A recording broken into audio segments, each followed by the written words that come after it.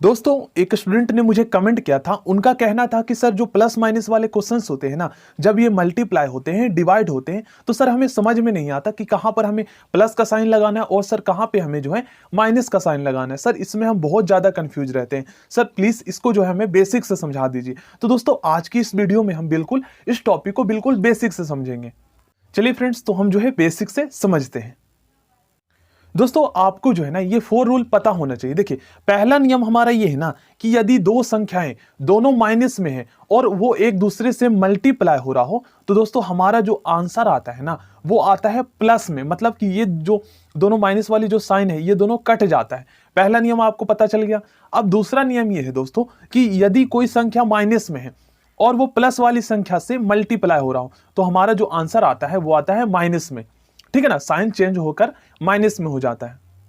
देखिए, तीसरा नियम हमारा क्या है कि यदि कोई संख्या प्लस में है और वो मल्टीप्लाई हो रहा हो माइनस वाली संख्या से, तो हमारा आंसर किस में आएगा? माइनस में ही आएगा। ठीक है ना, साइन चेंज होकर माइनस में हो जाएगा। ये 4 नियम है। और यदि कोई संख्या प्लस में है और वो दूसरी संख्या भी प्लस में है और वो दोनों आपस में मल्टीप्लाई हो रहा हो, तो हमारा आंसर आएगा प्लस में आएगा। ठीक है ना, साइन चेंज होकर हमारा प्लस में हो जाता है। तो ये दोस्तों 4 रूल जो है ना आपको पता होना चाहिए और इसी पे आधारित जो है क्वेश्चंस होंगे। चलिए, अब हम इस ब्रैकेट वाले को समझ लेते हैं। तो मान लीजिए दोस्तों, मान लीजिए यहां पर कोई संख्या माइनस में है।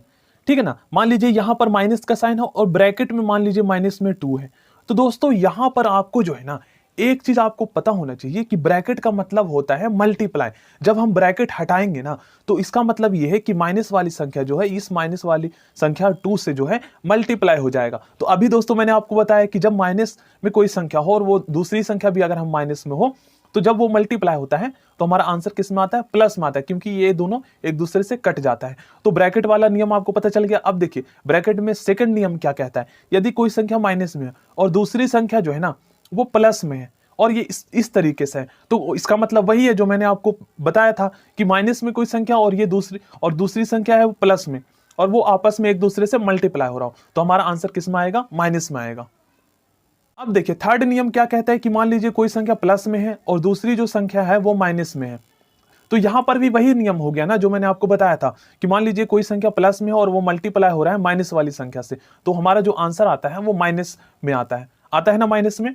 इस तरीके से आपको ध्यान, साइड कुछ भी चेंज हो सकता है, मान लीजिए इस तरीके से भी हो सकता है, तो हमारा इन दोनों में जो है ना माइनस में ही आंसर आएगा। फोर्थ नियम तो ये ऐसे लागू नहीं होता, बट इसको मैं आपको बता देता हूं कि यदि दो संख्या दोनों प्लस में और मल्टीप्लाई हो रहा हो, तो सेम वही है, प्लस में होगा ये। अब देखिए फ्रेंड्स, इस क्वेश्चन को आप सेकंड में सॉल्व कर सकते हैं। बस यही जो नियम था ना, इसको हमें समझने की जरूरत थी और कुछ नहीं था। देखिए, माइनस में 8 और यहां पर मैंने आपको बताया है कि जब हमारा ब्रैकेट हटता है तो यहां पर मल्टीप्लाई का साइन होता है, और दोस्तों एक साथ जो है ना प्लस का साइन और माइनस का साइन नहीं आ सकता, तो इसीलिए हम ब्रैकेट का साइन लगाते हैं। अब देखिए, ये दोनों माइनस में हो जाएगा। तो अभी मैंने आपको बताया कि यदि कोई संख्या है एक प्लस में हो और दूसरी संख्या माइनस में और मल्टीप्लाई हो रहा हो, तो हमारा साइन किस में आता है? माइनस में आता है। तो यहां पर हमारा क्या हो जाएगा? माइनस में 8 और प्लस माइनस यहां पर माइनस हो जाएगा, क्योंकि अभी मैंने आपको बताया कि मल्टीप्लाई में जब होता है तो ये हमारा माइनस में होता है। 4 हो गया। अब क्या है, मान लीजिए 8 रुपए आपके पास कर्ज है और 4 रुपए कर्ज और आ गया, तो टोटल आपके पास कितने रुपए कर्ज हो गए?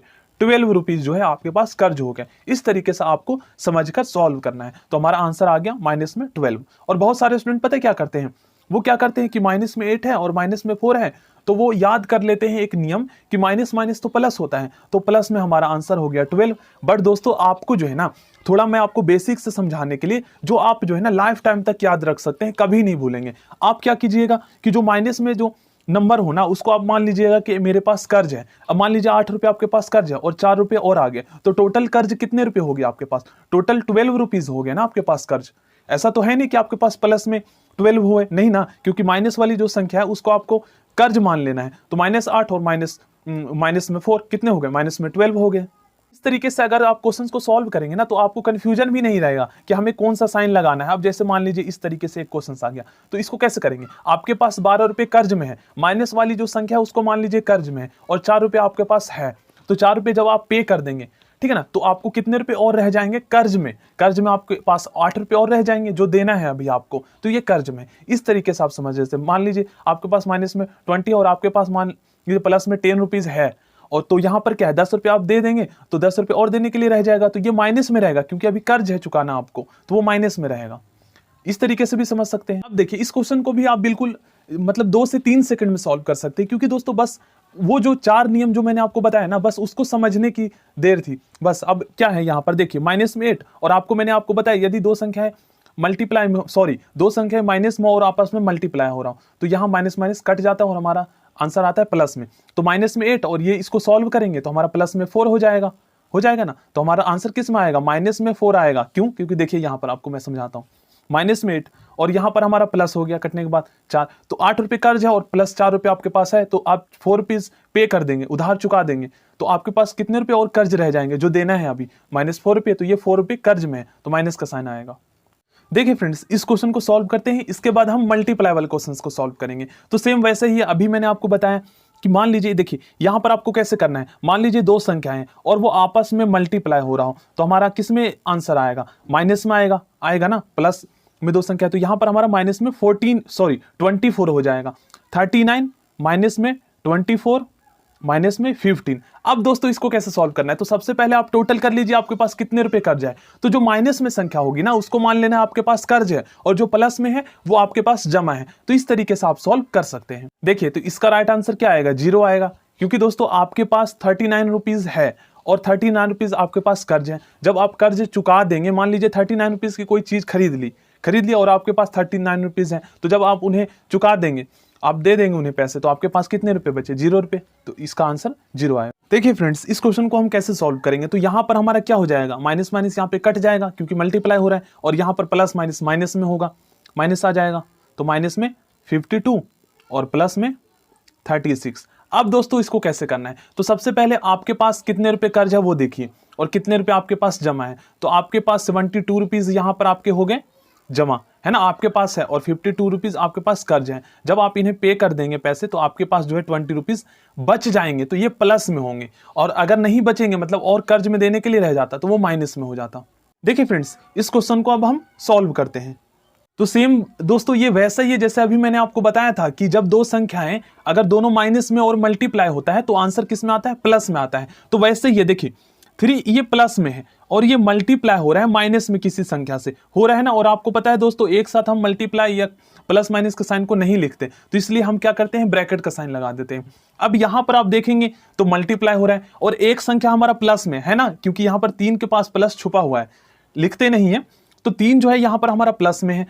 अब ये जो है ये जो संख्या ये हमारा माइनस में है और ये एक दूसरे से मल्टीप्लाई हो रहा है, तो हमारा आंसर किस में आएगा, मल्टीप्लाई में आएगा, सॉरी हमारा आंसर दोस्तों माइनस में आएगा। ठीक है ना, हमारा आंसर किस में आएगा, माइनस में आएगा, सॉरी दोस्तों उसके लिए। देखिए जब दो संख्याएं एक प्लस में हो और दूसरी माइनस में हो और आपस में ये मल्टीप्लाई हो रहा हो, तो हमारा आंसर किस में आएगा, माइनस में आएगा। अब देखिए यहां पर हमारा माइनस में 3 इसका आंसर आ जाएगा, ठीक है ना। अब देखिए ये दोनों आपस, देखिए एक संख्या हमारा माइनस में और दूसरी संख्या भी माइनस में है, दोनों आपस में मल्टीप्लाई हो रहा है, तो हमारा आंसर किस में आएगा, प्लस में आएगा। तो क्या कीजिएगा, देखिए 21 का 21 की दूनी 42, 21 या 63, 630 हमारा आंसर आएगा और ये प्लस में आएगा। अब देखिए नेक्स्ट क्वेश्चन करते हैं। तो इस क्वेश्चन को करेंगे दोस्तों तो बहुत ही आसान है, माइनस माइनस यहाँ पर कट जाएगा हमारा और आंसर हमारा प्लस में आएगा। अब देखिए इसको कैसे करेंगे, तो 0 से दोस्तों कोई भी संख्या मल्टीप्लाई होता है तो आंसर 0 ही आता है। अब देखिए इसको कैसे करेंगे दोस्तों, तो देखिए यहाँ पर आप देखेंगे एक संख्या है माइनस में और दूसरी संख्या भी माइनस में और तीसरी संख्या हमारा जो है ना प्लस में है, तो उसको आप छोड़िए, इससे ये हमारा कट गया तो प्लस में आ गया, और दोनों संख्या जब प्लस में मल्टीप्लाई होता है तो हमारा आंसर प्लस में ही आता है, ठीक है ना। तो इसको आप लोग सॉल्व कर लीजिएगा। यहां पर मैं एक क्वेश्चन देता हूं, मान लीजिए कोई संख्या है माइनस में 10, उसके बाद यहां पर मल्टीप्लाई हो रहा हो माइनस में 10 से, और यहां पर भी माइनस में 10 हो, तो इसको कैसे करेंगे। तो दोस्तों यहां पर करने के लिए जो है ना बोर्ड मास रूल लागू होगा। बोर्ड मास में हम क्या करते हैं, बी हमारा ब्रैकेट होता है, ऑफ में दोस्तों हम वर्गमूल आ जाता है उसको करते हैं, परसेंटेज आ जाता है उनको करते हैं, घनमूल करते हैं, एक्सपोनेंट करते हैं, क्यूब करते हैं, इस टाइप को करते हैं। तो बी ओ, उसके बाद डिवाइड करते हैं, मल्टीप्लिकेशन होता है हमारा, एडिशन होता है और सब्ट्रैक्शन होता है। तो सबसे पहले हम क्या करेंगे, यहाँ पर हमारा ब्रैकेट है तो ब्रैकेट को सॉल्व कर लेंगे यहाँ पर, ठीक है ना। उसके बाद ऑफ नहीं है यहाँ पर, उसके बाद हमारा डिवीजन होगा, डिवीजन यहाँ पर कहीं पर नहीं है, मल्टीप्लिकेशन होगा। तो सबसे पहले हम ब्रैकेट को सॉल्व करेंगे। देखिए इसको कैसे करेंगे, सबसे पहले आप दोस्तों इसको सॉल्व कर लीजिए। ब्रैकेट को जब आप हटाएंगे तो माइनस में हमारा 10 आएगा, और -10 जब ये मल्टीप्लाई होगा तो आपको पता है माइनस माइनस यहाँ पर कट जाता है, मैंने आपको बताया था, तो 100 हो जाएगा, और ये प्लस में हमारा 100 आएगा, प्लस में आएगा, और ये -10 इसमें से घट जाएगा, तो 90 हमारा आंसर आएगा प्लस में, क्योंकि हमारे यहाँ पर आंसर जो आया है वो प्लस में 100 आया है और माइनस में 10 घटा देंगे। देखिए इस क्वेश्चन को कैसे करेंगे, इसके बाद दोस्तों हम डिवाइड वाले करेंगे, ठीक है ना, उसमें भी मैं आपको बता दूंगा। तो इसमें से देखिए 6 × 18, यहाँ से माइनस ये कट गया, यहाँ से ये कट गया, 6 × 18, 18 दूनी 36, 36 इसका हमारा आंसर आ जाएगा। बट दोस्तों यहाँ पर 3 है तो इससे ये कट जाएगा, ठीक है ना, बट यहां पर नहीं कटेगा। तो देखिए इसको कैसे करेंगे, 18 × 25 90, 90 आ गया, प्लस में आ गया, अब माइनस में मल्टीप्लाई हो रहा है -4 से, तो यहां पर ये प्लस में है और यहां पर ये माइनस में है। तो मैंने आपको क्या बताया, जब कोई संख्या प्लस में हो और दूसरी संख्या हमारा माइनस में हो और मल्टीप्लाई हो रहा तो आंसर किस में आएगा, माइनस में आएगा। तो 9 × 36, 360 जो है हमारा माइनस में आंसर आएगा इसका। इस तरीके से करना है, मतलब कि ये इससे कट जाएगा बट ये बच जाएगा। जब ये बच जाएगा तो ये तो यहाँ पर तो हमारा आंसर प्लस में है, तो प्लस वाली संख्या जब मल्टीप्लाई होता है माइनस वाली संख्या से तो आंसर किस में आता है, हमारा माइनस में आता है। अब कुछ स्टूडेंट बोलेंगे सर यहाँ पर क्वेश्चन तो अलग तरीके से दिया है तो ये कैसे होगा। तो बहुत ही आसान है, बोर्ड मास में आपको सबसे पहले ब्रैकेट सॉल्व करना होता है। यहाँ पर आपको पता है ना क्या आएगा, माइनस का साइन हो जाएगा, माइनस का साइन आगे हो गया। अब क्या करना है, आपको मल्टीप्लाई सबसे पहले सॉल्व कर लेना है। तो आप इसको इससे मल्टीप्लाई कर दीजिए, मल्टीप्लाई करेंगे तो प्लस का साइन है और माइनस का, तो माइनस में हमारा आंसर आएगा। उसके बाद दोस्तों आप देखेंगे तो यहाँ पर तो हमारा मल्टीप्लाई वाला सॉल्व हो गया। अब यहाँ पर भी कोई संख्या जो है मल्टीप्लाई हो रहा है ना, और यहाँ पर हमारा माइनस में आया है आंसर, और यहाँ पर भी देखिए ब्रैकेट का मतलब मल्टीप्लाई होता है, तो आप इसको इससे मल्टीप्लाई कर दीजिएगा, जो आएगा वो आपको क्या कर देना है, प्लस कर देना है। चलिए फ्रेंड्स, तो अब हम इस डिवाइड वाले क्वेश्चंस को सॉल्व करते हैं। उसके बाद दोस्तों हम इन क्वेश्चंस को सॉल्व करेंगे। अगर आप इनको करना चाहते हैं तो प्लीज इसको जरूर आप लोग देखिएगा कि इसको हम कैसे सॉल्व किए हैं, ठीक है ना, यहाँ पर क्या रखेंगे सो डेट यहाँ पर हमारा आंसर जो है 369 आए। तो पहले हम इसको समझ लेते हैं। देखिए फ्रेंड्स, मान लीजिए यहां पर कोई संख्या है -2 और ये डिवाइड हो रहा है -2 से। तो दोस्तों इसको हम दूसरे तरीके से भी तो लिख सकते हैं ना, इसको हम इस तरीके से भी लिख सकते हैं अच्छे से समझने के लिए, बेसिक से। देखिए -2 बटे में -2, बात तो वही है ना, बटे का मतलब यहां पर भाग है तो बात वही है। तो अब हम कैसे करेंगे इसको सॉल्व, तो -2 अपॉन में -2। तो दोस्तों जब भाग होती है ना संख्या तो ये माइनस वाला इससे कट जाता है, तो यहां पर हमारा आंसर क्या आएगा, वो जो आएगा आंसर वो हमारा प्लस में होगा।